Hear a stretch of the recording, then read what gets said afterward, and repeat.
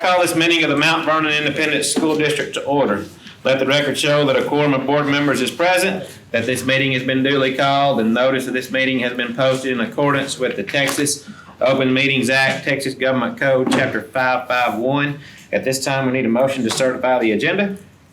That's made by Robert, second by Scott. All four, 7-0. I'll lead us in a prayer.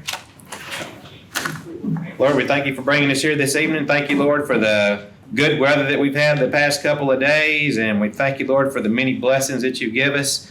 We come to you today thinking about September 11th and the many lives that were lost. And be with those, Lord, that are going through hardships right now. Give us as a board and a school and our leadership here, our teachers, all these folks up here, Lord, just give us wisdom. Help us to make good decisions for these kids. Amen. Amen. Let's do our pledges.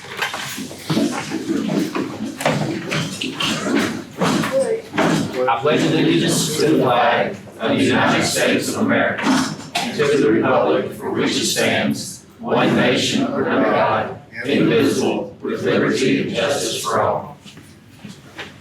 Honor the Texas flag. I pledge allegiance to thee, Texas, one state under God, one and indivisible.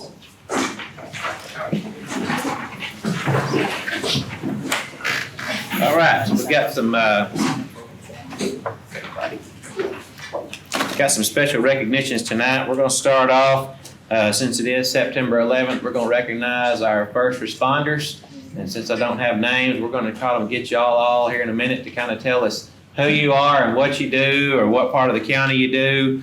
And then when we get done, we'll probably, we'd like to get a picture with y'all, but we're grateful. We were talking as a board and talking to Jason the other day, and who would we call? If we need somebody, who do we call? You know, we're under a little a routine here that we do at school, but if something goes down, who are the people that we call on to come help us? And we got some representatives here tonight. So let's see, we got Rob, you want to start?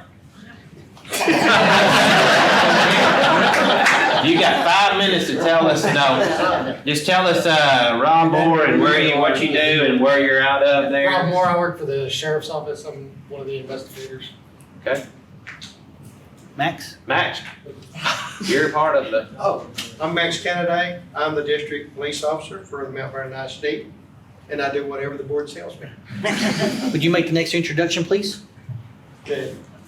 This is Jesus Sandoval. Officer Sandoval comes to us as our newest police officer. He started today. He comes from Quitman Police Department, where he was working as a patrol officer and also as the sub-in for their SRO at Quitman Elementary. He has a 7-year-old daughter and a 4-year-old son. His wife is a paraprofessional at the elementary there in Quitman. And maybe we can entice him up here. He had a good first day. First day on the job, then. His first day on the job, we threw a lot at him today, and he handled it with a smile. Our team's a great team that we put together. This is Heather Moore. Heather Moore comes to us from Winsboro Police Department. She was hired on last May. So this is your ISD Police Department. We got a great team put together, and we're having fun so far. Now, could you kind of give a plan of what the plan is in regard to who's responsible for each campus and how you're doing that, please? I haven't exactly decided where we're going to be. Right now, we're going to move around every couple of weeks so everybody will get to know all the police officers, who they are, the layout of the land and what it is. But eventually, we'll assign one campus for each officer. We'll have somebody at high school, somebody at elementary, and somebody at the middle school all the time. So there'll be a policeman here 99% of the time if we're not out chasing kids that aren't at school. Very good. Okay, thank you, Max. Knox, you want to start? Jason Knox, Sergeant with the Mount Vernon Police Department, been there close to 13 years now. Leo Herrera, I was a lieutenant with the Franklin County Sheriff's Office, also an investigator. Leah Thomas, I'm a lieutenant with the Mount Vernon Police Department. I'm also the investigator. Okay. Cody, is that right? Yes, sir. Cody Hughes. I'm a member of the Pearly Volunteer Fire Department. I've been with Pearly for about around 2 years now. Very good. Thank you, Cody. Right, Ray Ford, I'm with the ambulance service here. Daniel Geary, Fire Chief, Pearlie Fire Department. Been with this department almost 20 years now. Wow. Thank you. Rick Thomas, Mount Vernon Fire Department, been here about 2 years. Colin Plasby, Chief of Mount Vernon Fire Department, and also the city's emergency management coordinator. Been with Mount Vernon Fire for 12 years and 28 years total in fire. Wow. Very good. My name is Matt Downs. I'm station captain here for Hopkins County EMS that runs Franklin County EMS. I've been employed at Hopkins County approximately 2 years, but I've got 26 years total. Very good. Thank you. Mr. Emery? Jim? Jim Emery, I'm with North Franklin Fire Department.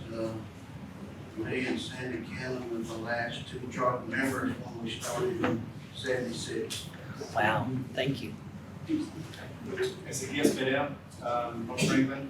I've been there for 4 years. Awesome. Very good. We miss anybody? So we got like local, and then we got South Franklin and North Franklin. So that's how we do it. We have a little something for them, right? Yep, we sure do. And we're going to recognize some teachers, and we'd like for y'all to stay while we do that. And then we'll take a picture with the teachers, and we'll take a picture of y'all before we kind of get into the meeting that y'all probably don't.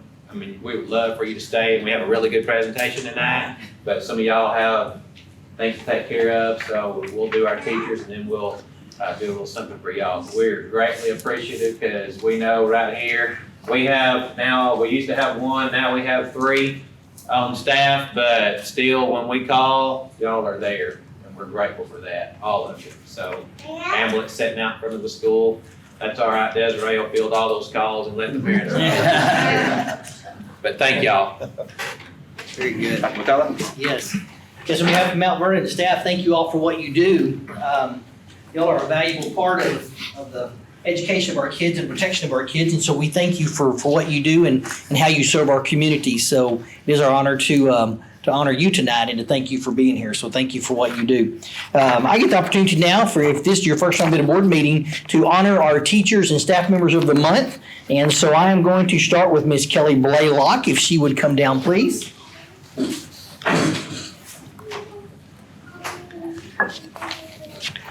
All right, so Miss Kelly Blaylock says Miss Blaylock serves our campus as our 2nd through 4th grade special education classroom teacher. For every ARD meeting, she is prepared and advocates for each student to ensure he or she is challenged and reaches their fullest potential. She highlights every student's strengths and communicates a clear path to target areas of growth with all stakeholders. She understands all students are capable of learning, but some may need more time or the content presented in a different way. In addition, she is always willing to offer support to those around her. She is an expert on students with behavioral needs and has helped create visual schedules and social stories to assist her colleagues. If you walk inside her classroom, you will observe how she masterfully differentiates instruction as students are engaged in small group instruction based on their individual needs. Ms. Blaylock demonstrates high expectations for both her students and paraprofessionals through her clear communication and consistent reinforcement. Her calming presence and positive outlook has had a lasting impact on our campus. She is a problem solver and always puts students first, even if it means having to rework an entire schedule for her students and pairs 3 times. Yes. After all, what is best for students is what drives her to be the best for Mount Vernon Elementary School. Ms. Blaylock is a difference maker. So you're our September Elementary Teacher of the Month, Ms. Kelly Blaylock.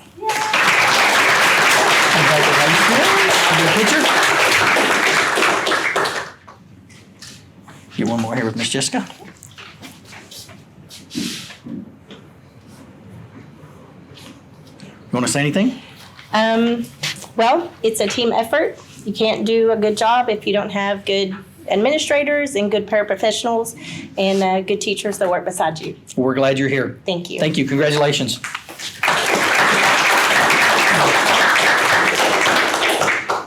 Next, if I could have Mr. Mark Bates.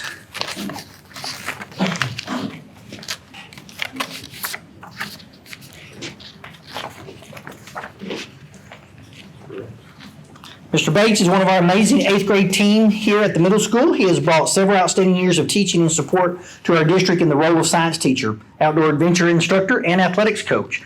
Mr. Bates has been teaching for 20 years and takes his role very seriously. He can be relied on to put his students on the top of priority list and continues to keep up with his students well after they move on to the next level.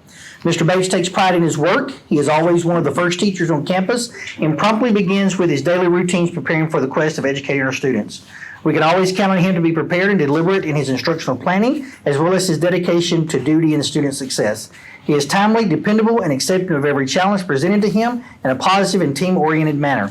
Mr. Bates' students perform very well, and through a structured and consistent classroom environment, his students build lifelong skills in science while exploring the world around them with vigor and confidence. He is a staunch educator and performs at a high level inside the class as well as with his colleagues. We can always count on Mr. Bates to step in and assist with mentoring new teachers and students alike to be the best they can be. We're very fortunate to have Mr. Bates as a valuable team member of the Mount Vernon Middle School family. Our middle school teacher of the month for the month of September, Mr. Mark Bates. Congratulations. Yes, sir.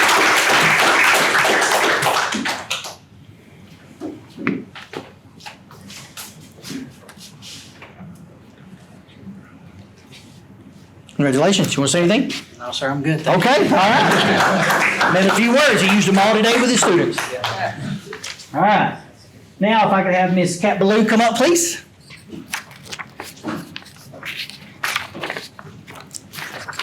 It says Miss Ballou has quickly become an invaluable asset to Mount Vernon High School.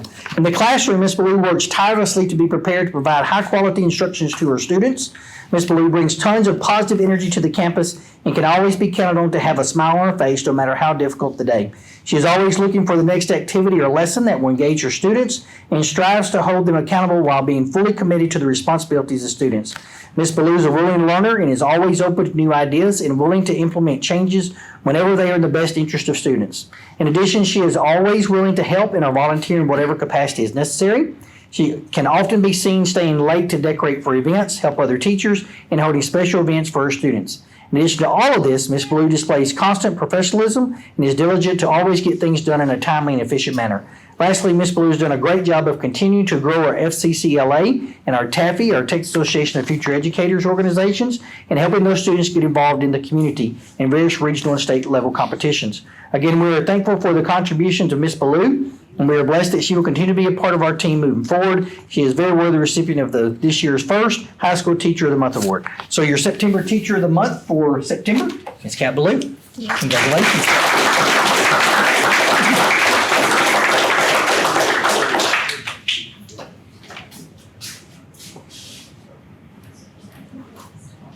Congratulations. Want to say anything? Just thank you to the teachers that let me come in and observe and help me answer the questions that I have, and just to my mentors, Miss Juarez and Miss Wilkins from last year. They've just been a big help and just great. Awesome. Thank you. We're glad you're here. Thank you.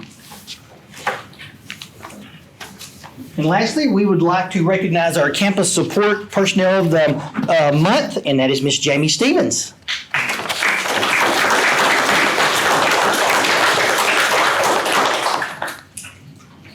All right. So Jamie Stevens is very deserving of Campus Support Employee of the Month because she is always looking for ways to help others. Her positivity and ability to bring her best every day has such a powerful impact on both students and staff. She supports our campus in our elementary library. Not only does she help promote literacy on our campus, but you will often find her dressed up as characters during read-alouds. Her extra efforts to maximize student engagement also fosters her students' love for reading. She takes time to get to know her students and their interests to help them find the perfect books. Jamie always has a smile on her face, even in the most challenging circumstances. She covers classrooms with a moment's notice when we are short subs without hesitation. Because of her encouragement and how she uplifts others, Jamie is someone everyone wants to be around. Ms. Stevens is a great asset to our elementary campus as she shares our campus vision and inspires others with her caring and servant heart. We appreciate her hard work and willingness to help. Ms. Stevens is a difference maker. So, congratulations. Our September Campus Support Member of the Month, Ms. Jamie Stevens.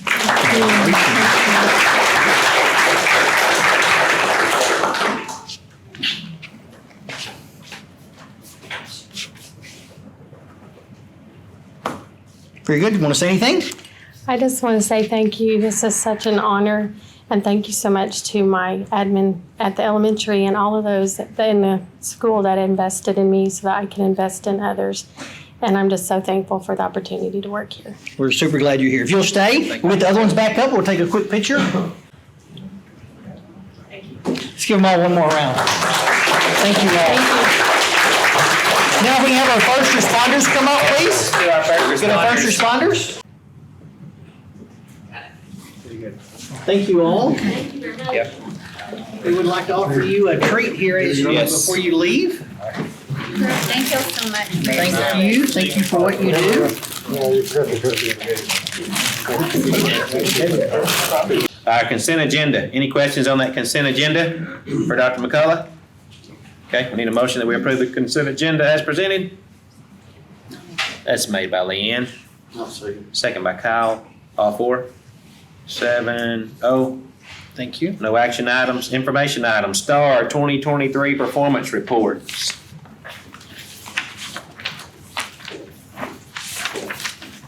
Good evening. Good evening. Okay, so wanted to go over a few things with you tonight.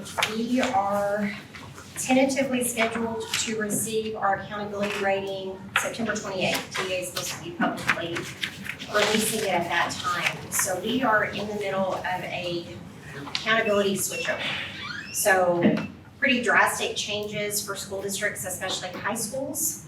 We had PET score movement. We had changes to college career military readiness scores. They added growth at the high school level.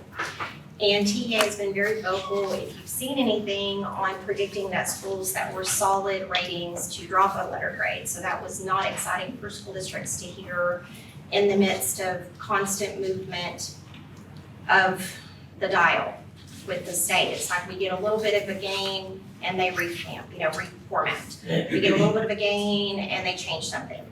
So we knew going into this 2023 spring year that we were looking at a STAR redesign. So this was the year the state rolled out all mandatory online testing. You can only have a percentage of your students testing on paper, and that was really students that had a 504 or SPED need, were really that percentage of students that had that accommodation. So we went fully online.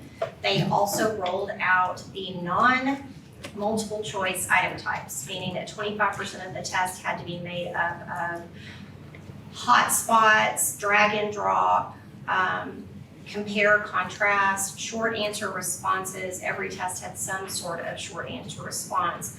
We knew that was happening in the redesign. We also knew they were still field testing questions. So it's the epitome of flying and building the plane simultaneously. So here we are coming out of that season and we're just now looking at the data. So what you have before is a few things. The first thing I want to draw your attention to, because this is always eye-opening for me, and I call it the narrative. So depending on what we're coming out of legislative session, a lot of times people don't see what I call the behind the scenes, which is the raw score conversion. You know, the state will say, oh, we didn't change the skill score. We didn't touch that. And their method in that thinking is you go to the grocery store, you buy grapes. So I'm gonna buy a pound of grapes. Well, the quantity of grapes you receive fluctuates, but the pound is a pound. So the way the state looks at it as, well, the raw score varies based on the weight of the questions on the test that year. So I call that the game, because although the scale score is a pound, the quantity fluctuates. So the first thing I do when we're coming out of a legislative session here, and I know that we have political agendas in place, is I take a look to see what the raw score percentage conversion looks like. In other words, what did a student have to hit those levels? Now, we saw similar views when we came out of COVID, because we came out of COVID after we had a lot of students remote. We had the state push House Bill 4545, which was 30 hours of mandatory tutoring for students who did not hit STAR number. That was a kid missing one question, triggered 30 hours of mandatory. So that first batch of scores, all of a sudden we saw, oh, look, they've made gains in reading, Yet when you looked on the back side, they dropped the percentage needed to hit the mark, if that makes sense. So this year coming in, they added labels. And then they changed it, so we lost 45-45 in a legislative session, which House Bill 1416 took place, which meant if a student hit high did not meet, that triggered 15 hours of tutoring requirement. If a student hit low did not meet, still did not meet passing, but if they were low did not meet, that triggered 30 hours. So you see how they kind of started changing these measures. They also added an approaches grade level and a high approaches grade level. So depending on where they cut the mark, an approaches grade level, which is passing star, then that triggered where you are. Then you had meets grade level, and then you had master's grade level, okay? So what you have before you, and Lead Forward produces this for us. Lead Forward does a lot of resources on the back. So what you're actually looking at is Lead Forward's conversion chart from spring 2022.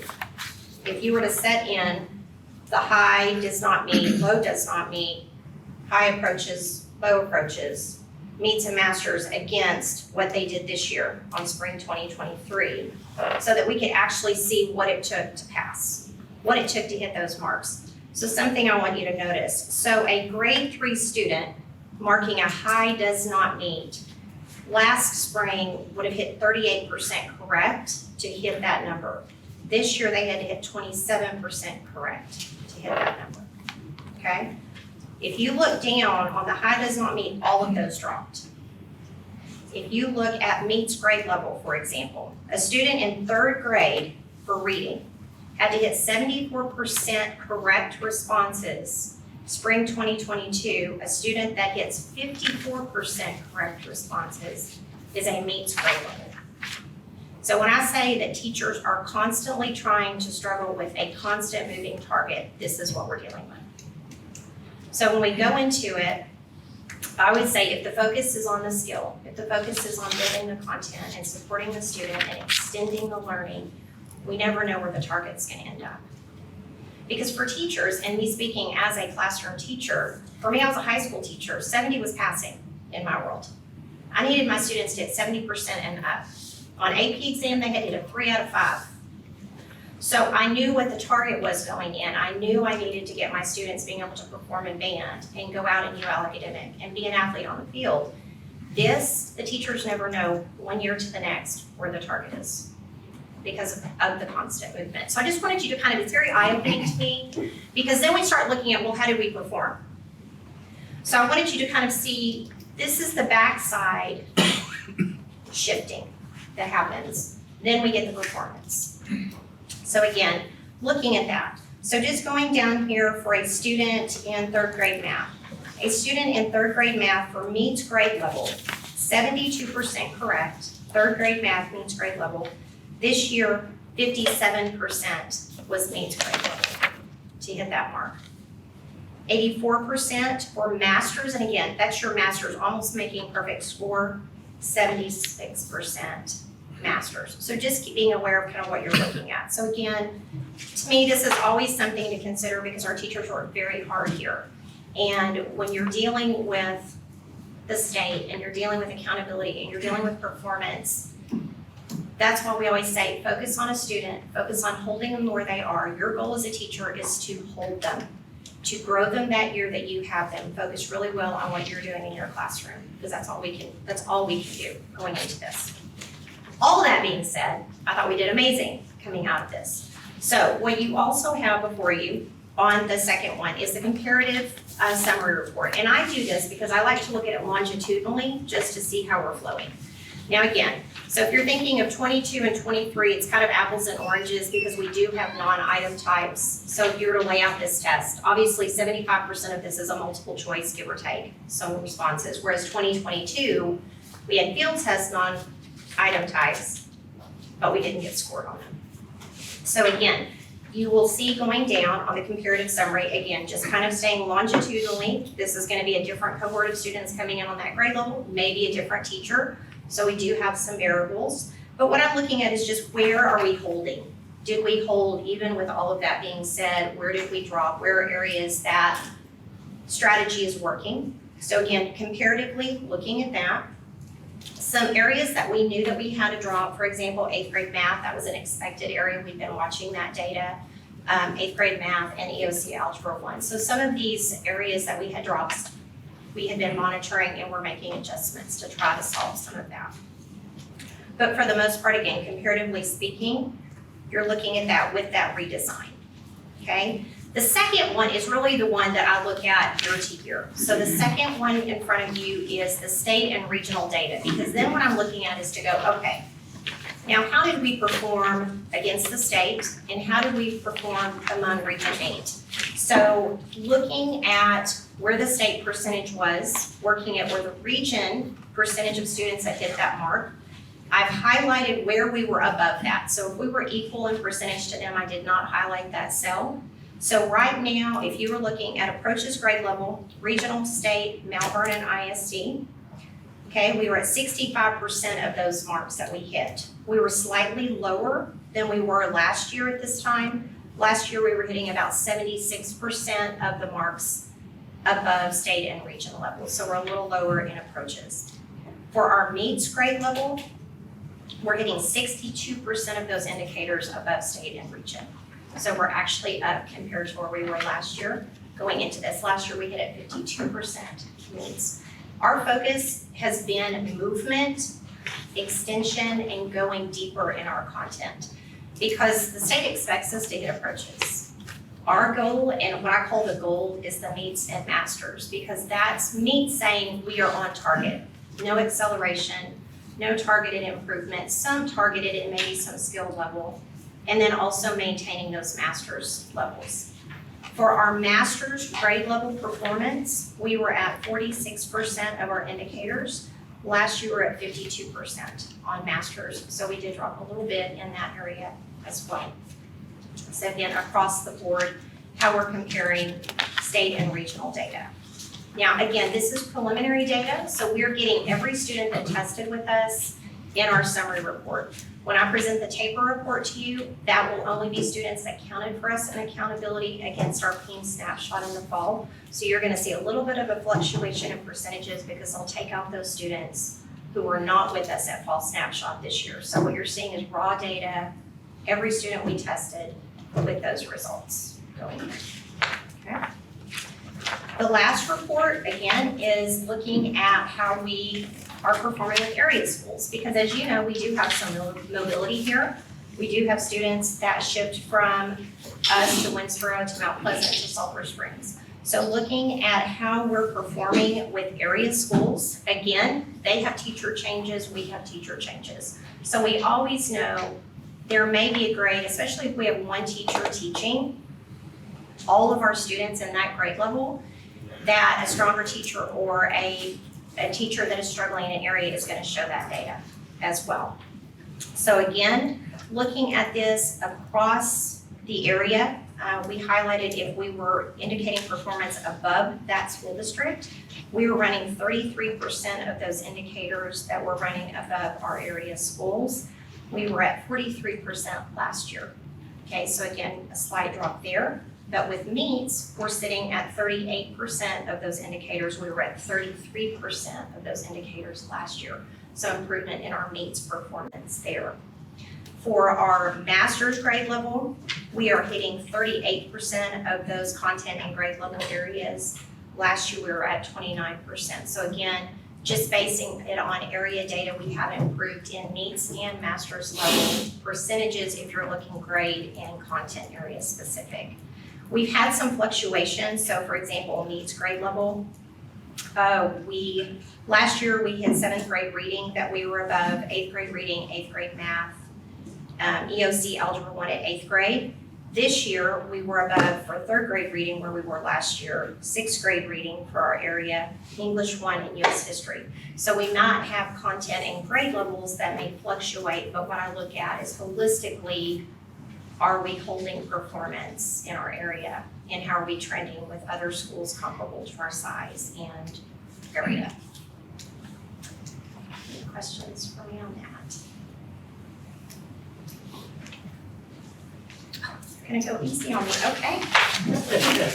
Perfect. WRA, you're up on that. Matt, do you want this? Hang on just a second, Matt. Hang on. Let's get a couple more things, y'all, or a couple of You're things. down. Hang I on mean, just a you're up second. as Yep. in for Yep. questions. All right. Next, I believe what we have is enrollment That's a lot of totals. numbers. Well, let's do some more numbers. Yeah. What do we got on some numbers there? We are, as of September 1, we were at 1553. That's comparative to 1572 of last year. But also it's up. I'm sorry? What did you say last year? Last year was 1572 at this time of September 1st. But we are up from August 11th. We were 1517. So we're up 35, 36 students since start of school. So. Down 19 from last year. Any questions on that? Where'd they go? Well, we've gained some from the beginning of the year. Yeah. And really from where we ended. I know we're down a little bit from this time last year, Yeah. but we are, at this time last year going on, we started going down and we're coming up some now. So hopefully we'll maintain these students. So we'll count on. All right. Any questions on that? Do some department updates. Ms. Desiree?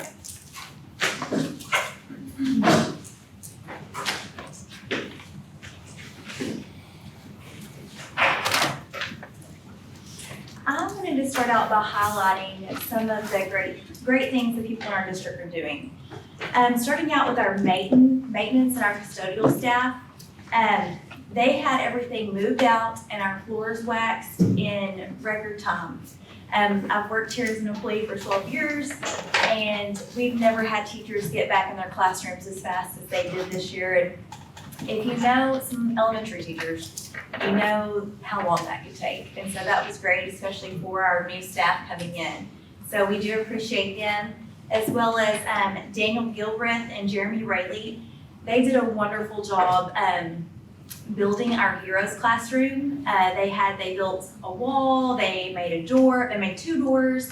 It looks great. And so it's really working out. The space has worked out really well for our students that are really learning how to self-regulate and hopefully enter the general education classroom. So we do appreciate them. It looks great. We've also had 2 staff members out at the beginning of this year. One is returned, one is still out. And so our entire campus just really came together to support those teachers and trying to make the transition, easy for our new students coming. And so I want to recognize specifically our first grade team, Jamie Sanders, Dee Fitch, Rhonda Cox, Jamie Stevens, and Kelly Blaylock. Again, I just can't thank them enough for going above and beyond, getting Ms. Christenberry's classroom ready, doing Meet the Teacher, and so I'm just very appreciative of our staff. Our attendance rate. So this year, right now, we are at 97%. This time last year, we were at 94%. So that's a really great increase. And I mean, we still have several kids out that are sick. There's some bugs going around, but just holding that 97% is huge. If you follow us on Facebook, we've celebrated with Hat Day, and then today we did an attend dance in our classrooms, like we played loud music, and that was a hit. So we are working to celebrate as a whole, but also we're going to begin individual student incentives for every 6 weeks. So that'll be coming after the first 6 weeks. For our STAR, you can see based on the reports that we did excel in some areas, but we do need to still grow in others. Our staff worked extremely hard to prepare our kids, and I want you to know our students worked hard. Our 3rd grade students were asked to write an argumentative essay. So that was their essay this year. They had to take a stance and support it with evidence and cite it from text. And so we still had several 3rd grade students working at 4 o'clock. We finally, at 4:10, we're like, we're gonna shut it down. So I just want you to know how hard our staff and students worked. Desiree, can I kind of put you on the spot just to give reference to people who might watch and don't have kids in the classroom right now? Where would you say what they're learning now, kind of like back in the day when you were in school, where they are? Because like, I don't mean to pick you, but No, it I is mean, much different than. Maybe in junior high, we really started being able to say in paragraph 6, when the author states blah, blah, blah, that's what our 3rd graders are expected to do now. And so that's huge. I mean, many of our 3rd graders, we're trying to prepare them to type, but we're learning to write. And so now we have to get them to type because it's online. So, I mean, just a huge testament to what our students and teachers really are capable of, honestly. Our 3rd grade math and reading continue to improve. If you look at those reports across all, in every performance category, they're improving, they're outperforming the state and the region. And we're no longer just focusing on students meeting that approaches level, but attaining the needs of masters. And that's evident when you compare our scores to other schools in our region. This year, we are going to be focused on improving our 4th grade reading and math scores. One of our campus goals and my professional goal is going to be centered on students maintaining their progress in 3rd grade to 4th grade. And we're just going to grow their performance levels. With the accountability system, I mean, growth is essential. And I know some of you know me personally, but if you do know me, you know that I want the A rating more than anyone else. So we're going for it. And I want you to know that our staff does feel the urgency in that, and they're taking ownership of our scores, and everybody's willing to make changes, and so that's what we're focused on this year.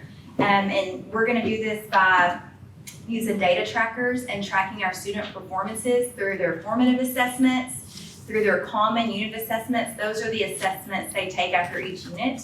And we're gonna compare that data to the data on their STAR, and just making sure that we're still hitting those performance levels and we're growing them. And if not, providing timely targeted intervention for those students. As well as targeted professional development. We've already had some professional development Fridays, and so some things that we've had consultants come for writing and math. Our 3rd and 4th grade teachers, along with our admin, we've sat down as a team, we've taken the STAR test, we've disaggregated the data, we know the areas and the standards that we need to improve on, specifically with English language arts, it's our writing composition and revising and editing, which I'm sure that does not come to any surprise to you. And for math, it's problem solving and strip diagrams. So those are pretty consistent in 3rd and 4th grade. So we've had writing and math consultants come, and we're working to find ways to help our students develop those constructive responses. Our 3rd and 4th grade ELAR teachers, their student learning goal, that we have to create those each year, most of those are geared towards constructive responses. So our teachers are looking at the state rubrics, and we are assessing beginning, middle, and end, and seeing where our students are performing with those compositions. This Friday, we're going to be working with vertical alignment. So all of our K through 4 teachers are going to be looking at the standards that we performed low on, and we're going to be looking across the board of what is expected in each grade level to make sure that we're teaching to the depth and complexity, and our students, when they leave one grade, they're ready for the next. And so that's something that we'll be working on this Friday as well. For intervention, our interventionists and grade level teachers are still working with students who did not meet grade level on the STAR, and also those that just aren't meeting grade level expectancy. One thing about our GT this year that we've done differently is the 4-day schedule has allowed us. So last year, students were pulled out at the beginning of the day on Wednesday for about 30 to 40 minutes, but now we are pulling them out daily. And so that is something that we are doing to enrich our students. Okay. Thank you, Desiree. Thank you, Desiree.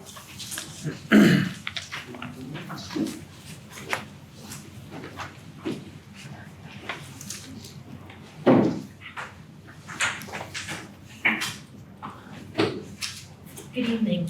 Good evening. I wanted to start with just going over some highlights for our campus for the middle school. Right now, our attendance is at 97%.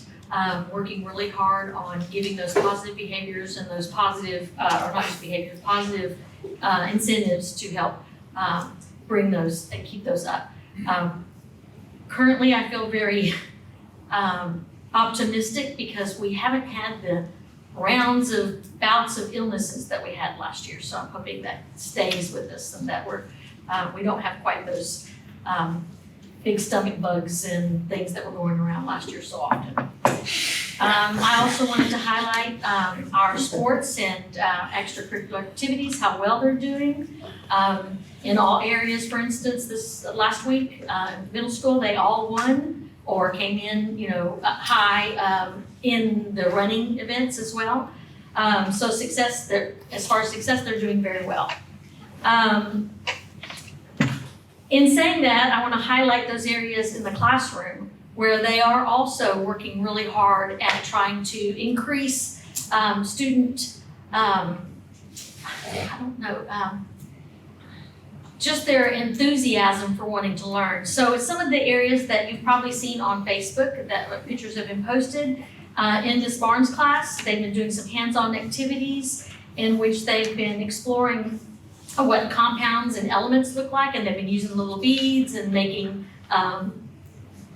little models of it, which the kids love. And when you go in and you talk to them, they can tell you this is a compound, this is an element, and this is why. So very exciting stuff to see them with that hands-on stuff. Ms. Clinton, she's been doing a really good job with our new engineering class at the junior high level.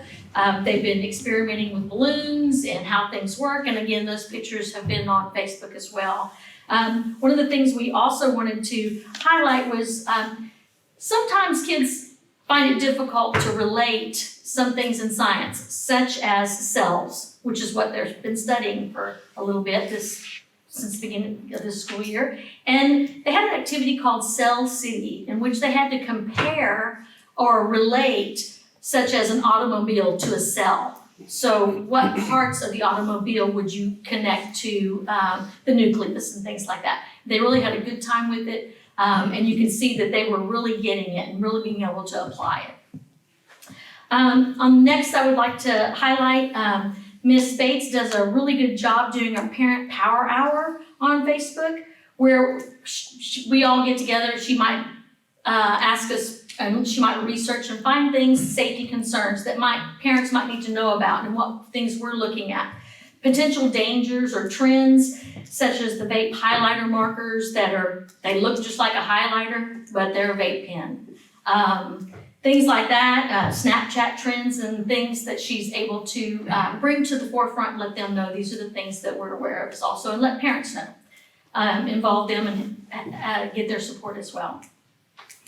We're also doing our Students of the Month again every month. This month, we highlighted 2 students from each grade level, and they receive a $5 Sonic card. Teachers vote on them based upon their character, their dependability, things like that. It's not about just their grades. It's not about their grades really at all. It's about their character, how well they're helping one another. Just things that stand out with those kids. For 5th grade, we had Kiri Diaz and Marco Mendez. For 6th grade, we had Aubrey Evans and Zachary Leonard. For 7th grade, we had Cadence Norman and we had Ezekiel Posadas. And for 8th grade, we had Carly Sparks and Brayden Leonard. I'm very excited that they were very excited, and always every month when we have these, the kids really like the fact that they get to stand out too. Sometimes it's not about just their attendance or their grades. They work really hard. Not to say that these students may not have been very high in honors as well, just they were the ones that stood out character-wise. We've had several fire drills several drills. We had the fire drill, and tomorrow we have a bad weather drill, so I like to mention that in case parents wonder what's going on there. Yeah. Yes. And then September 28th, we have another drill, a secure drill as well, trying to make sure we keep our kids safe. We do have a lot of teachers whose rooms face on the outside of the building. They have windows, and you know what? There isn't a day go by that we don't get a text going, I see someone out there, can you check it out? Because they just happened to notice something unusual. It's never turned out to be anything to worry about, but the thought is that we're working as a team and that everybody's conscious of the fact that, hey, I noticed something and I don't know who those people are. So that was really helpful. Our discipline has been really good this year. This year we've noticed a drop so far in the number of discipline referrals. Same system that we had last year, but there's a drop in it this year. Some of that could be from the 4-day, some of that could be from they're used to the new infraction system that we're using, but it is having a positive effect. Everything around us is having a positive effect on those kids. We have a positive behavior party coming up at the end of the cycle, and pretty much everyone's gonna get to go to it. There are very few that are infractions are gonna keep them from doing it. So it's a very positive outlook on it. We also have the Children's Advocacy Center coming out this month for making the right choice. They'll be going over things like internet safety, bullying, suicide prevention, and trafficking. So to just alert our students, make sure that they are aware of where the dangers out there that they need to be careful of. We have a lot of great positives in our scores. We also have things that we know we have to work on, things that we're aware could potentially be a potential problem, and it just wasn't quite, despite the things that we were doing, wasn't quite where we wanted them to be. So we're still making changes to those. Things like where we're below average in maybe 8th grade math that Ms. White brought up. So we are making regular changes to those. One thing we're working at across the board is not just concentrating on one particular grade level or one particular subject level. We're working on all areas to work on growth. As Desiree pointed out, for elementary and middle school, it's like 85% of our accountability. So we're really working on individual growth and having some student accountability with that as well, so that students are aware of where they are, where they were last year, how they performed, and how they need to maintain that in order to have growth. So that they're aware of where they're at as well, by using charts and things like that. And that's all I have. Very good. Thank you. Mr. Hammonds? All right, how long y'all want me to go? I can talk all day. Well, yeah. I can talk the paint off the wall. All right, good stuff going on at high school. As you know, there's a lot of moving parts at high school. We got a lot of activities going on. We have got some positive feedback just recently from community members and parents as related to the homecoming stuff. Whether it be the hallway decorating or the parade and pep rally we had downtown, or even the long pep rally we had the other day. We're working on that. It kind of went a little long. Transitions are longer outside. It was hotter, and it just takes a little bit longer to get everybody down there and to get everybody where they need to be, and then just the different groups that we try to showcase and give an opportunity to. Sometimes they go a little longer than you think they will, and then go into the next one. So good stuff with that. I got a shout out to the cheerleaders. I think Ms. Cunningham had them come up Saturday and help clean up the hallways. Because that's always, I'm kind of I like stuff neat and tidy. And this last week, whenever we have the hallway decorating, it kind of gets me a little bit because everything's out of place, all the lights are covered, it just has a weird feeling to it to me, but that's my own personal, but, it looked good. The kids loved it. I think the parents that come up and help the kids loved it too, because they have a good time doing that stuff. But the cheerleaders did an outstanding job getting stuff cleaned up, and you can hardly tell that even happened. So that's good stuff. Great stuff there. Want to shout out to the coaches in athletics, and kind of segue with this in that she hit on the discipline occurrences and stuff like that. Just talking to some of the athletes that are, I hate to say it, but some guys are wise guys sometimes. They're being held accountable down there, and Coach George did send out, and I don't know if he sent it district-wide or just to the high school staff, just, hey, this is my roster, my guys. Let me know good stuff, and let me know stuff we need, if we can help fix stuff. And there's an accountability system set up there, and it translates into the classrooms and the hallways and the lunchroom and the interactions with it's good stuff that I haven't seen in a while here. So that is good.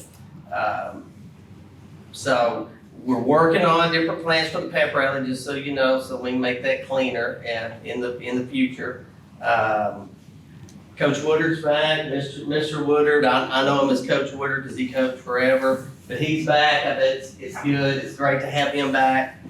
Miss Garcia, who's one of our instructional aides, she does anything we ask her to do. We're trying to talk her into going to school to be a teacher, but she don't want to do it. She'd be awesome. She had her baby, and so she's on leave. She had a boy. Don't ask me the weight or the name because, I can only fit so much inside here for long-term storage. We're slightly behind attendance-wise. The other campuses, we're at 96%. I looked at it today. Our juniors are holding us down a little bit. Freshmen are at, let's see here, what do we got? Freshmen are at 98%. Sophomores are at 96. Juniors are at 94. And seniors are at 92. So last year at this time, we were right around 95. So, we're almost a whole percentage point up. My goal is always 98%, knowing I probably won't get it, but that's my goal. I've already done several home visits of our frequent offenders, knocking on doors and talking to the judge downtown about some different stuff. But we were talking about enrollment earlier. I asked Ms. Bales, our registrar, this afternoon before she left, I said, since the first day of school, how many have we had enrolled? And she told me it was at 53 as of today. So, we've lost some, but we've gained some over at the high school. So, she said as of today, it was 53. And there was a girl that I talked to in the nurse earlier. This was her first day of school today here. I don't recall her name. She was a freshman. So, upcoming activities and stuff like that. We're in full swing. Ms. Wilkins has been doing our 504 annual reviews and stuff and kind of getting their plan for the year, those students. We got Leaders of Tomorrow kicking off tomorrow. They'll have their first excursion. They're going to go hit the healthcare. They're going to hit Dr. Latortu's office, Connects Physical Therapy, and I think they're going to Dr. Courier over here, the eye doctor, and then they'll kind of have a debriefing. So that's good stuff. It's exciting for them. And so I know they're excited about that and apprehensive, but they don't know what they're getting into. We have completed or almost completed all of our meetings with our teachers, beginning of the year meetings, the goal setting, professional and student goals, as far as, where their students are at right now. And then they're gonna do their, checkpoints throughout the year and see where they're at and look at how to grow them. Because the theme is, my thought process is move everybody to the right side, to the well above. The approaches to me is, you look at it, if you approach, you're not there. So we got to get them moved a whole section over every time and everything. So how are we gonna do that? We've got our new teachers, all our new teachers enrolled in the Region 8 new teacher institute. Already several teachers are attending different classroom management things and different continuing education outreach. And I think I got 5 out tomorrow. Our English teachers are doing a great job. They're mentoring, and that department got a lot stronger this year. Our math department, y'all already know, is strong. Individual discussions, we're talking to each other, we're talking to teachers, having meetings with teachers about what our teachers need, what they need from us. Our mentor teacher program, I mean, y'all saw Ms. Juarez here to support Miss Blue, so there's a lot of ownership and a lot of buy-in. That's good stuff. We'll have our first, the first professional development day we had. We let that mentors and department heads kind of guide that and guide their staff. And so this week Friday we're gonna focus on some key points of the fundamental 5.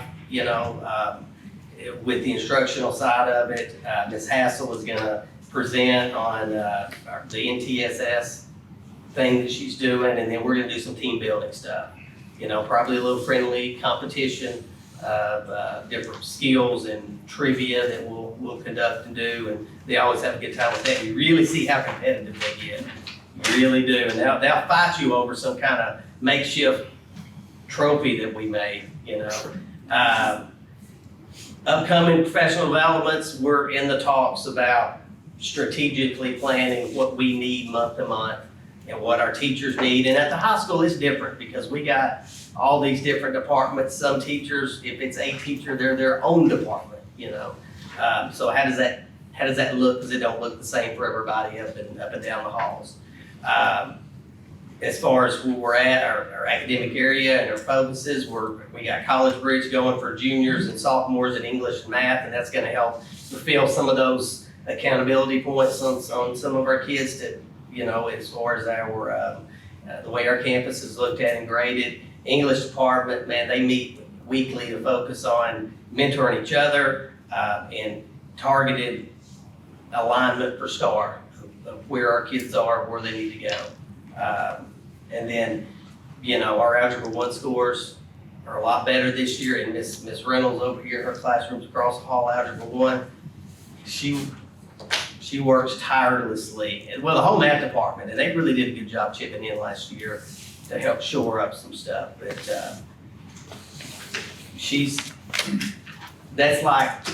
it's almost like her light bill depends on her STAR scores. I mean, she's that invested in that part of it.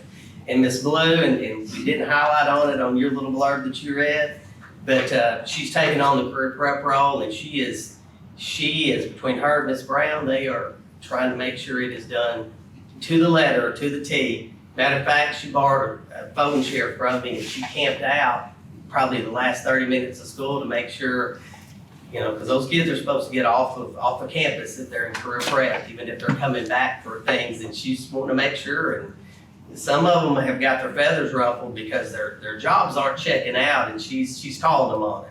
So she's doing a good job. She's very thorough. So we got some good stuff going, but we got a lot of work to do though. Anybody have any questions? Thank you, Mr. Chairman. Thank you. Thank you. Said if your kids had known. Yeah. But it's work, not for work. All right, we're ready for the. Yes, sir. Very good. Matt, if y'all will go ahead.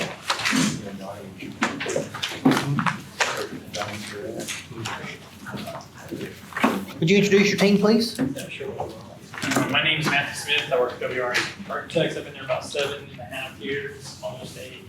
This is Audra. She just started recently with us. She's a new grad. She's part of our interior, so she's going to be the interior lead on the project. Then we have Mia. She just graduated from A&M. She just joined our staff. She's a good hard worker, very smart. Both of them. That's what we got. Okay, thank you. So as you know, we have the high school, middle school, and the fine arts renovation along with BOAG. So we've been working diligently, spacing out programs, trying to see where we can squeeze spots in, and just working with the given parameters of what we have. It's kind of hard, some of the drawings are pretty old. The school is from 66 in some areas, and it's been added on since. So there might be a little challenge come construction time, but we'll get that handled. No problem with our team. very quick to ask questions and solve problems.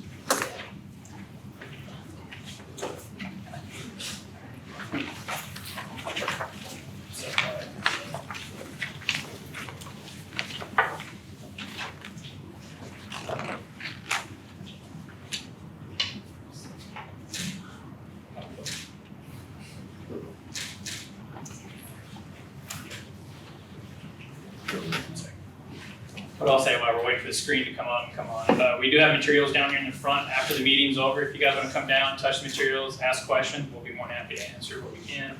And just take a look. This is going to be the majority of the materials for the school. We'll have some ins and outs here and there as the project goes on. First up, we have the Mount Vernon High School. We'll be adjusting the reception, entrance area. We'll also be adding a canopy to help with drop-offs, covering kids from the rain. As you can see to the left of it, we have a canopy cover. We know the kids like to go outside. We know they like to eat outside when the weather's permitting, which may not have been this summer or early this year. But we have some fans out there. We have some heaters that we're going to throw in. But it'll be a large space, about 4,200 square feet. Get a lot of kids out there, get them to enjoy the environment. And it'll be tucked up right beside the high school. Also, great location for coming into school, or hanging out in the courtyard waiting for classes to start.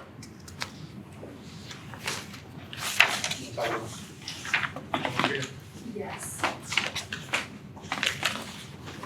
So for the materials, it's keeping it clean, consistent, timeless.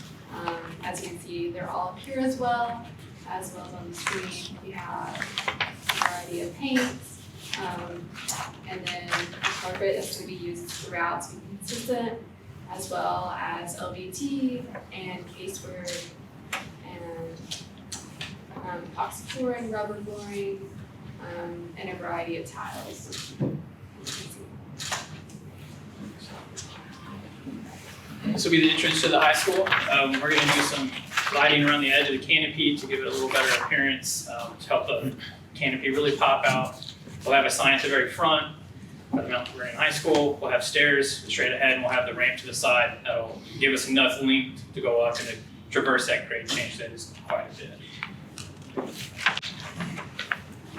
Right here is the plan for the high school. As you can see, we're going to redo the admin a little bit. We're going to touch the interior hangout space. We're going to try to break it up, make it a little more efficient. We're going to have the reception area right there to help us secure the vestibule so nobody's coming in or out without the receptionist seeing them and allowing them to come in. We're also pulling the clinic to the front of the school to keep the sick kids out of the school, keep them up front so if parents come in, need to pick up their child that's right there. You're not going into the school, going very far. We'll also have a counselor suite right there on the south part of it. We're going to give her enough room to have a few kids in there. We know sometimes it works better to give that talk to multiple kids. It might help them ask questions when they have their peers around them so they won't feel so shy. And then with that, we'll have a nurse's restroom and a nurse's office. And then going back to the east, we'll have the work mailroom. We have some of the offices readjusted, and then we'll be adding the SRO office right there, right underneath the storage. So he'll be on campus, he'll be close to the front. He'll have 2 hallways that he can access via. Go back, sorry. To the south of that, with the orange part, that'll be the new media center for the high school. We're gonna try to take over the dining space. Since it's not really a full-on kitchen, it should be easy to demo, it should be easy to readjust. We're gonna also move the book storage down there so it'll be in the proper place. We'll have multiple collab spots for the kids to do little projects. We'll have a teaching wall right down there beside book storage, so if the teacher wants to give a small class lecture or show some skills, she can do it right there. We'll also have a conference room, we'll have AV storage, we'll have a workroom, and we'll have a conference room. We'll have 2 conference rooms, one small, one's a little bit bigger. I help break up little projects. Yeah, color choice. It's all right. Are we revamping the bathrooms like down here? Will they be updated? No, sir, we're not touching them yet. Okay. If we have the budget, we're more than happy to go in there and do that for you guys as of right now. Okay. This will be the fine arts wing with the cafeteria, the dining, and the kitchen. And above that, we'll have new sped classrooms. We'll do 2 classrooms, one's a little bit larger, for the kids that get along a little better, and we have a smaller classroom if they need to be isolated a little bit. We have a full-on kitchen suite at the top to help them prepare for life. We have a smaller hangout, like tables and chairs, so that if the teacher needs to sit down with them, give talks, show them individual skills, it's very easy for them to do, and also to help maintain the kids right there in chairs. We have a restroom right at the very south of it. We have access from both sides. It'll have a shower, sink, toilet, and we're gonna put a lift in there for the disabled kids that need that help. So there won't be such strenuous work on the teacher for the kid. And then to the left of it, you'll see in the blue, that's our kitchen area at the very top. Right down below, we have the dining serving area. We'll have an accordion door that'll split apart. That way the kids know where to come in. We'll have 2 lines to serve, so they can come in, go out. Pony cell will be in the middle. We did expand the size of the dining room. We know that Mount Vernon has a lot of challenges when holding banquets and events, and so we wanted to give you guys a space that, one, you would be able to use, but 2, that you'd be proud of. And so with that, we go to the fine arts side. We have the band hall, about 4,200 square feet. We have a very big percussion room. We also got an acting lab in instead of going with a black box. Let me stop you. Just part of that going to the acting lab, Miss Hunt, that was something that she requested. You know, we had talked a lot about a black box, but as she talked to other theater and one-act play directors around the state, she felt that would better serve her and even Mount Vernon ISD down the road and our students more with the acting lab, and it would be a better use of the space than a black box. And so that's why there's an acting lab there instead of a black box. Just want to give some clarification on that. Back to the dining hall. Yes, sir. About off the top of your head, do you know what the difference in the size of the new one and the old one? Is this older, the new one gonna be a good bit larger? It's Or gonna be almost twice the size. twice the size of our, okay. So that'd You'll be be seeing good well for, over 300 kids. okay, So we do have a wall down to the south side of it that'll be good for presentations, for banquets, to put pictures. We'll have a TV wall right there with multiple TVs linked together for display and for presentations. okay. Like, will the sound be better in Yes, there, sir. I guess? Yeah, we'll have our technology crew on board. Once we give them the model and have them integrated, they'll be able to go in there and tell us exactly what we need in those spaces. Okay. Is that all new space or is that? This is all new space. We'll be demoing the existing library. So we're taking the new library completely out and Yes. starting, okay. I didn't know if we're. Yeah. So then we also have the art room in there, the fine arts. We have the dressing rooms that will double up for one-act play, for color guard, for band. We also have all the IDF, electric, everything inside of there too, and the restrooms and the sinks. And all those go into a very important count for us because this will be the storm shelter for the school. So we have to provide 2 hours worth of power, water, all those things. And it will hold more kids than you have, so it's not a problem. The fine arts? All the purple will be a storm shelter. Okay. And we'll put the storm shelter director's office along with the band director's office. So he'll have all the controls. We have the procedure list on the wall so he knows what to do in case of an event and also release the event. Also, back on the kitchen, what we have asked them to do is make sure we have a place on this new high school cafeteria, and as well, we'll put one elementary, a generator. We have access to natural gas anyway, and that way, if we have another event, whether it be a snow event, ice event, or whether it be power outage of some sort, like we had this last spring, where we're out for a long amount of time, we'll still be able to maintain our freezers and keep our food instead of losing it like we did this time. So Will that be able to come out? That'll be north of the kitchen area right now. We also have the trash yard right there, but we have them enclosed with a little nicer brick, a little bit better looking. It'll be hidden away from view and from access, only certain people have access to it, but that's where the generator will sit also. That way it's very close. We don't have to worry about stringing a lot of electricity all over the school for it. Where will they unload the food at? Is there a? Yes, sir. That line right across the top of the kitchen, that'll be the where that arrow loading is dock. up. So what'll happen is they'll just come in facing north, pull from north a little bit, and then the way we're designing the route around there, they'll just back right on it. Come in from the front or from the back? Come in from the front? From the front. That door on the top of it, that'll be the loading door. Okay. And we also have table storage in there, and we have dry storage, freezer, cooler, office. So over here is This will be the new drive, yes, sir. So like now, this is the, Currently it's the Kate parking building, lot. right? No, currently, right now, that's your, really, that's probably grass right there. Here's your front of your high school. This is currently where the library sits, kind of right here in this area. Mhm. So this is all parking lot and going out into the parking lot there as well. Okay. This front parking lot right here. Okay. So where is the cake building? Up there where the special ed Up in classrooms there? are. Okay. And so part of what this does, remember what we talked about was the safety of our students, our high school students going in between the high school building and the Cape building. The cafeteria and the Fine Arts building connects this building and the Cape building. Okay. And so 2 different hallways, we'll have a closed hallways there. This, that's there by the, outside the ag building and the middle school dressing rooms. Is that part gonna be enclosed there? Is that right, or is that still gonna be open? This walkway over here, the breezeway, will It'll this? be enclosed almost to the far west Yeah. entrance of the high school right now. Yeah. So you can see the doors right here. This is currently the existing exit. Yep. We're gonna have a secured vestibule right here. We'll have a secured vestibule down at the west side, locking down so nobody can come in or out of campus Yep. without knowledge. Okay. This will be the reception area for the high school. It gave us a little bit of challenges with the odd shape, but it's not a big deal. We also went along with that shape and it helped us get a really nice reception desk design.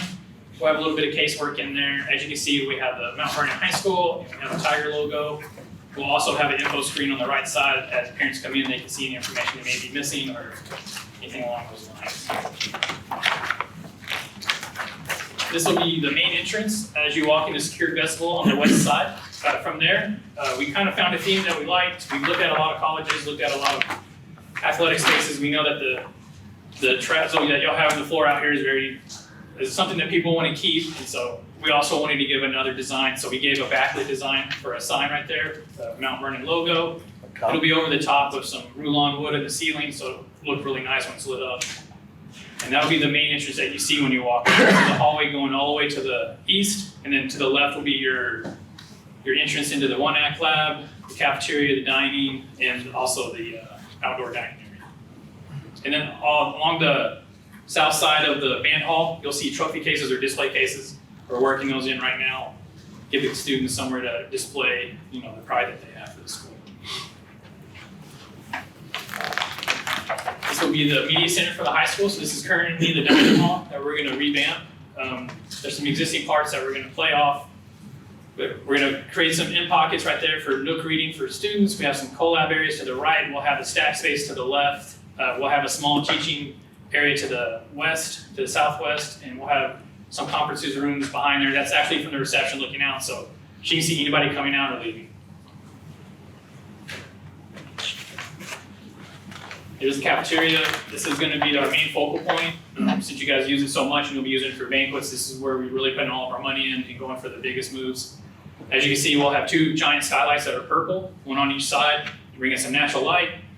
And then we'll have a giant TV wall that's multiple screens. We'll figure out with technology how many screens they actually want, all the distance view, and that'll be on technology calculating where people are sitting, how they can read it or how they can't.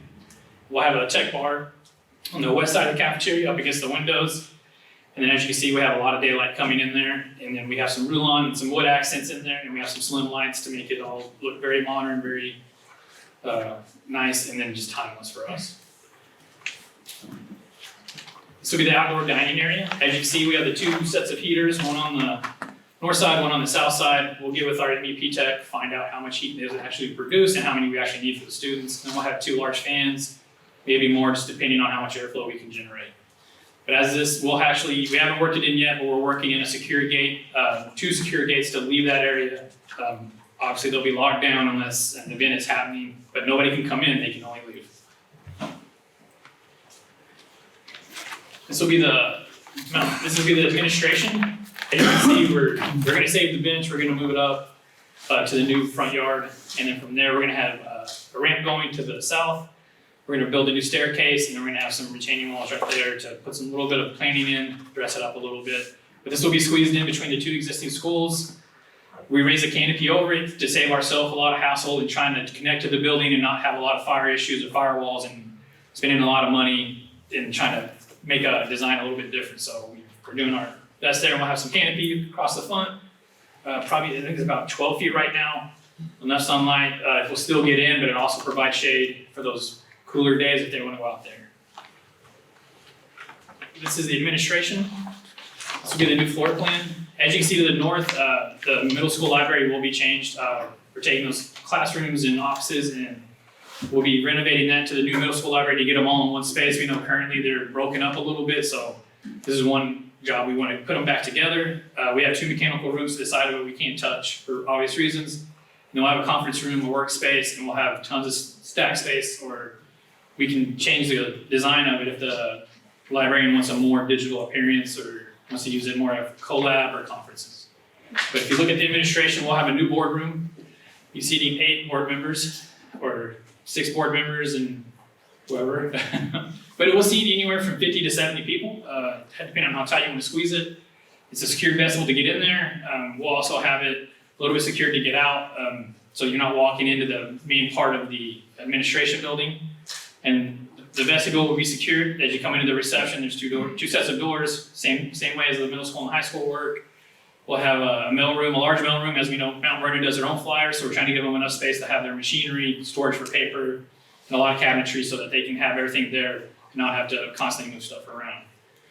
To the right of it, you'll see the conference room. That'll be there for any closed sessions, any conference meetings that the administration needs to have, some onboarding maybe, all kinds of things it'll serve. To the top, we'll have the superintendent's office with the superintendent receptionist and some storage for the receptionist. We'll have some unique office sizes because we're trying to squeeze in, we're trying not to create too much space, and I'm trying not to demo too much of that old building because I don't want to find out what's in those walls. Because it can get pretty scary and pretty expensive. So as you come further south, all the way to the south, you'll see the assistant superintendent. She's on the other side.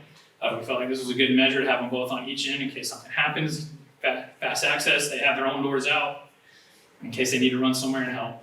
We have multiple offices around there. We have a records vault, and some more offices so that they can have all their group together that needs to be close to each other. And then with that, we're gonna actually upgrade the bathroom count. We know that's been one issue over there. There's only one and it's a lot of people, so we're gonna go the route and give them a little bit more. We're gonna give them about 5 stalls for the women, 5 stalls for the men along there. And to the right, you'll see the admin lounge. Great spot for hanging out and eating lunch, chatting with one another. It'll have all the normal equipment. Conference room up above, that'll be more for onboarding, maybe if they have a serious incident with parents, you can bring them in there. And there's also some mechanical rooms in there that we're not touching, that we're staying away from, as it did not have to reroute anything. We also have a very large records room to the south. Technology will have their own wing now. They'll have their own storage and they'll have their own space for, as we know, they only need 1 desk. We went and put 2 in there hoping that Mount Vernon grows. And then right there, we have the SPED director. We have them all located in one area so that they can talk to each other and work with each other. They'll have the testing, they'll have SPED storage. SPED office right there where they're all 4 within the same area. And then the SPED director will have access to SPED records so nobody can go in there and mess anything up. This is the admin reception area. We made it large enough in case they need 2 receptionists, especially during board meetings. Might help people get through faster if there's any questions or anything that's needed. You have 2 people up there, not just 1. We have a lot of casework. We also have another information screen. And then we've kept the purple, the wood tone, and a little bit of solid surface going throughout all the reception desks to kind of tie them together and unify the design. This will be the boardroom. As of right now, we have 2 80-inch screens on both sides. We'll have the Mount Vernon logo in the middle, and then we'll have 2 screens on the side of the boardroom. Obviously, they'll be on swivels, so you can adjust them for people to be able to see that are further back. So it's not a nuisance of trying to read all the way up there. This is the middle school entrance. We'll be adjusting the north parking lot. And then with that, we decided to give it a little bit more space, a little bit more sunlight. So we have a larger canopy in this area also for stacking kids if need be. They can stack easily out there and not get rained on, not get sunburned. And then we'll be adding the parking back. Right now, we're sitting at a good parking count according to the city. We've researched it. We're already pretty good. And then we also, go back, sorry. As you can see, you can go to the canopy that wraps with your mouse. So we'll be adding a canopy that will be heading west and then going south to also protect the kids that come out from that exit and need to go around to the other side of the school to get on a bus. So they'll be under canopy the whole time, hopefully rain-free, hopefully sun-free so they don't get sunburned or wet. That's gonna be the main unload point, is that right? The main unload Right here. This will be on the front. We're currently, this will be parent pickup drop off here in front. The canopy going around to the sides where the buses, that's where the plan is right now for buses to pick up on the other side. So you just regular windows that go in there, or? No, sir. They're gonna be bulletproof? So all your vestibules are all your reception areas that have glass right out to the outside and the touch. We'll probably be getting the 3M film wrap. There's some other things we're looking at as far as some new clips that we're looking to help also hold the window, and they're a little bit sturdier, a little bit harder. And we're weighing the cost options of all of them and just looking at the new updated, because just like you guys, we got updated on it. We're going through it and trying to find the best options, the most economical, and the ones that are actually the safest for the students.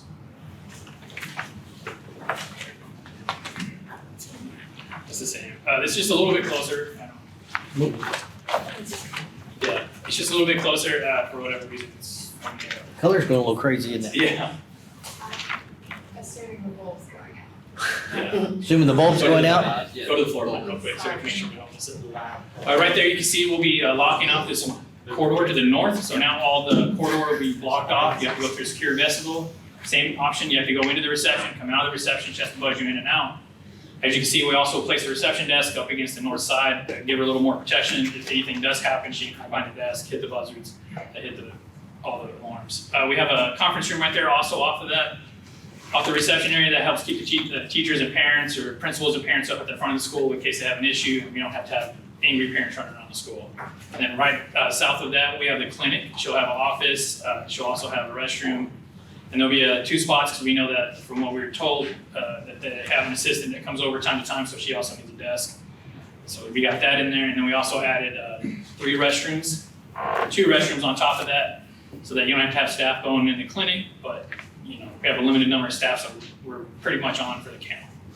And within there, we have a counselor, we have records, we have offices, we have the principal down at the end, we have the 2 APs, and we have our workroom, break room with all the machinery that they need and appliances that they need to. Also, if you go back one, please.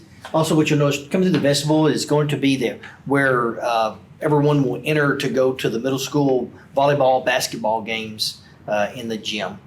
Everything else will be closed off, so that's where everybody, home and visitors, will have to come through that vestibule, walk down the mall to get to the gym. That'll be the entrance instead of, currently you can either come that way or you can come by the admin office, but with the admin being restructured as well, they'll come through that vestibule. For the auditorium too. Correct, yes, yes, thank you, including for the auditorium.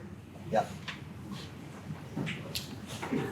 This is a reception area. It's the same color scheme, same materials. But turn green on us, went from purple to green. We do have an accent wall on there. We have an accent wall on all the receptions. It's our wood tile that's over here. We're just trying to make it a little bit nicer, a little bit more fun for the kids when they walk in. Not so utilitarian. This would be the middle school library. Unfortunately, you can't see it very well, but we have a lot of stack space, the same theme for the materials for the receptionists, for the librarian's desk. We have the conference rooms to the north of it, and then we have some other spaces within there, the workroom and all that. What we'll probably be doing, just to make it a little bit more fun for the kids and a little more exciting, is we're gonna add in some Claris color boards. It's like a marker board, but it's glass, they're colored, get the kids a little more lively and a little more excited to work on. There you go. There it is. Good job. Yeah, we'll be using a little bit more modern designs for the lighting, trying to keep them timeless and help with the rest of the school as it continues to get additions and renovations. This will be the conference room for the middle school. We'll have 2 TVs on, one on each wall for whenever they sit there with a parent that they need to pull up, or they need to pull up or discuss any grades or watch anything. That just also keeps the parents at the front of the school. This will be the VOAG ag barn. This one's been a little bit challenging. We've got 2 CTE classrooms in there. We got a horticulture, we got metal shop, animal sciences. We got the tool rooms, and we got a fire riser we have to put in there. We now have locker rooms for both boys and girls. We'll have a workroom, break room for the teachers, and then off to the east side of it, we'll have the metal shop, which actually have welding bays. These are very similar designs that I've done before in multiple schools. They work very well. It's just CMU and about a 1/2-inch thick steel plate. Has a tabletop, so it takes almost, I don't even know what you would need to destroy it. It'd be a lot. And then the wood shop would be to the south of it. One thing that we were asked to do was provide a drive-through bay, because we know that you guys like to do a lot of trailers, like to do a lot of food for your cookouts. And so this will give the students all the room they need to build smokers, grills, trailers. We'll also be reaching out to the metal shop and nailing down exactly what crane you want so I can model it in there. But it's a very nice design. It's probably one of the first times we've done a drive-through. Usually we're so limited on space that it doesn't work, but we're able to squeeze it in on this one. How many square feet? For the entire barn. Not just the metal shop and The metal shop, you're looking roughly about 3,500 square feet. That kind of wood shop too? No, sir. No. Wood shop science zone. And then to the south of the animal sciences, I almost forgot. We'll have a garage door. We're still reworking on the casework, seeing the most efficient way to get as much in there as possible. We know teachers like to store things, especially in there. So we're gonna have a garage door in that area, overhead door, so that she can walk the class in and out, so she can also bring animals in and out and not have to go all the way through the metal shop or the wood shop and have a lot of noises scaring the animals off. We'll have a canopy over the south side. It'll be extended a little bit on the animal science room to give the class enough room to gather underneath, watch the demonstrations, perform the demonstrations. And we'll also have a few wash bays that they'll be able to use. We're gonna move the riser room over to the east a little bit, and that'll give us enough room to add a storage for the pins for the ag teacher so that she can store them outside. It's easy in and out. It's not a whole lot of going through the building, and she can also store her large models. Storage above these classrooms? Oh, sorry, yes. There will be a mezzanine. It starts at the wood shop, goes across to the metal shop tool room, and it'll go all the way to the west. So I have a lot of storage space. There will be some HVAC units up there, some additional equipment, maybe some air compressors and stuff. We'll just have to see. But we'll see what MEP allows us and structure does too. But that's our goal, is to fit as much storage up there as possible. I don't really use it all the time. And it just makes it easy. And then we'll also have the stairs up there will be locked off. Only the ag teachers have the keys, and it'll be to a certain height. So let's say they just really want in there, that's how they're gonna get in there. But other than that, it should be a good return. What's the CTE room? Could be for either one. I mean, we have two of them. Yeah, I'm just thinking like horticulture, if that was on the other side, if you had a door where they could go out, because they're gonna spend a lot of time at the greenhouse, and maybe a future another deal of a greenhouse. That's just, because right now, are they gonna have to walk through the shop to get Right to now, the- they'd either go to the corridor and outside, or they would have to walk to the shop to get to the greenhouse, yes. Yeah, just a thought, but, Yeah, we can. and especially in the future, we may relocate that greenhouse, and where would we relocate it if we did, would be something to think about. Luckily, all these Really, rooms are it could pretty much be, the same size. I'm saying it could be a door even right there where it is, because that's going outside to that covered, Yeah, that'll be, well, that's. that covered walkway to the dressing room. You can, yes, sir. Could, Yeah. I mean, Be a little bit of possible. demo, a little bit of Yep. structure, double that existing wall up, yes, sir, we sure can. Or we can flip it down, it doesn't, all the classrooms are pretty much the same size. Same You can see size. they're a little bit different in some areas, but generally they're all right around 1,000 square feet. We'll be putting cords and rails in there. We'll have a spot on the outside for all of the storage that they need for their tanks and paint and hazardous chemicals. We'll also have the canopy over that, so it's not baking in the sun and getting too hot. Yeah, I think that's what he's. Yeah. Just thinking, because, welcome to the shop. And this isn't a wall in between the wood shop and the metal shop. It's all pretty much the same Open, thing, it'll be right? open. Yes, Yeah, we just kind of, Yeah, and we'll get with Different the area. ag teacher and find out exactly where he wants his crane and where he wants his cord and reels, instead of having them spaced out and just unusable. so it A lot may of be, formation there. And then this will, obviously, it extends further than the current ag barn. We will clear the field house that's right to the north of it, which allow them to drive through, but we will be reworking that drive all the way around the schools. so the drive will go like They'll same take direction a as few the old existing road. parking spots to the east. We'll take a few of those parking spots. We'll close the distance between that and the maintenance shop. We may even lose a little bit of space on the bus barn, enclosed bus area. parking. Yeah. Because we have to watch out for the fire truck turning radius, which I think is like 53 or 58 feet for the radius. So that's the only thing we're really concerned about going around there. Like you have now, we can put gates across it, keep students out, keep people from parking back there. It's really up to you guys. Yep. But with the gate also right there, this will be a gate right to the south of the girls' dressing room. We're gonna do a gate right there instead of closing it. It'd just be a lot of money to enclose it. We'll have it gated. We'll have security on there, so it's just one way, not two ways. And then if they need in, somebody can be there, buzz them in or let them in. But it helps close down that side of the campus because that's the only entry point to the campus on the east side right now. So do you you go into the locker room to get into the restroom? Is that right? Yes. Okay. That's it. And we've done it either way. We've had the restroom at the front and the locker room in the back, but we just noticed there's a lot more incidents when the locker room's in the back. So I guess student parking will still be back here and then they'll come in this back door? Yes, sir. Or is that- There'll still be student parking there. We may be adjusting it a little bit, but we'll still have a pretty good amount of student parking there.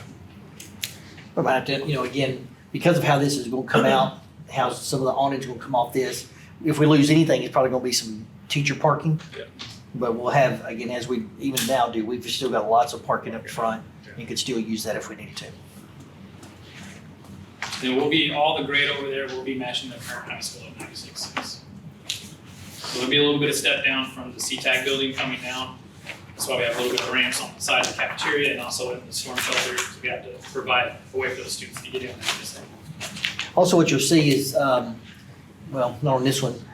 So the Fine Arts Building is right there to the left of what we're currently looking at. And so part of what we talked about as well was how does band transport all their instruments and even one act play as well, if they're needing to go out, something other than the auditorium, they'll come out this gate right here and load here.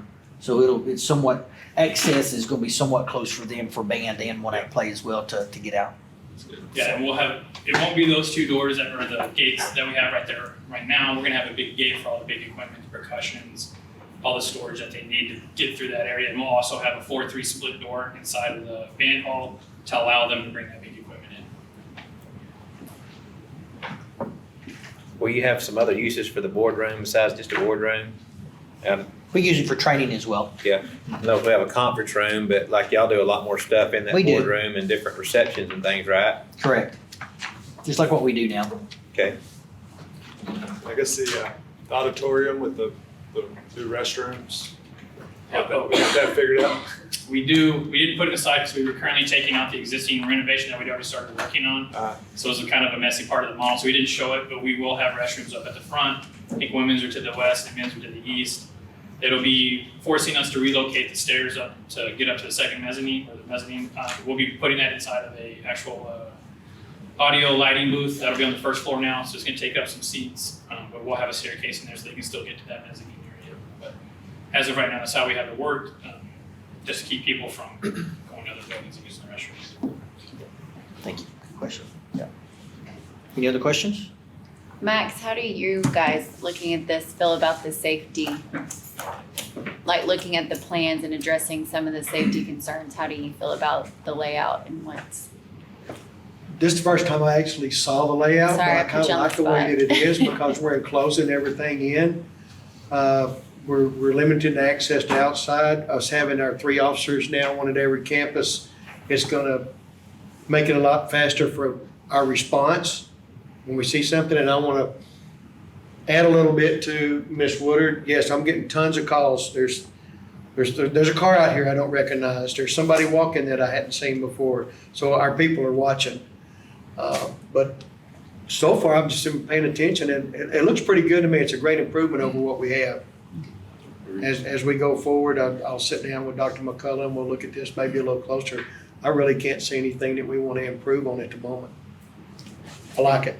We do currently have an SRO office that we're putting in the high school. We have another office that's just general use in the middle school that we're gonna change the nameplate to, so that'll be the SRO office up there. Yep.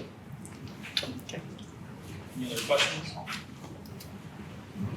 Looks good. Looks good. Yep. A lot of good progress. We do plan on, right now, we're gonna try to get 100% CDs out March 28th.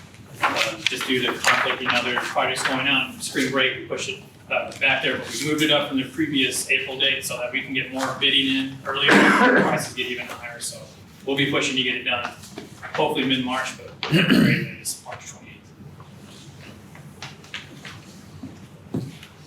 Just working on what we're gonna do with ag.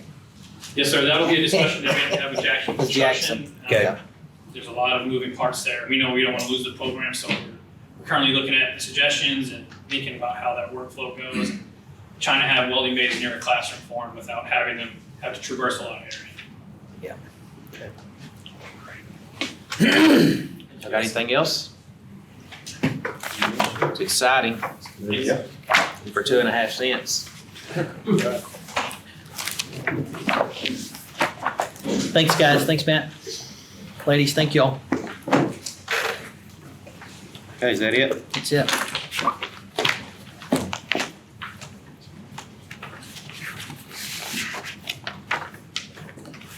right, this time the board will convene into closed session. Whoops. Wrong switch. Wow. We really convened a closed session right there, didn't we? That's since we didn't go. Yep. 6:54? At 6:54 PM. Okay.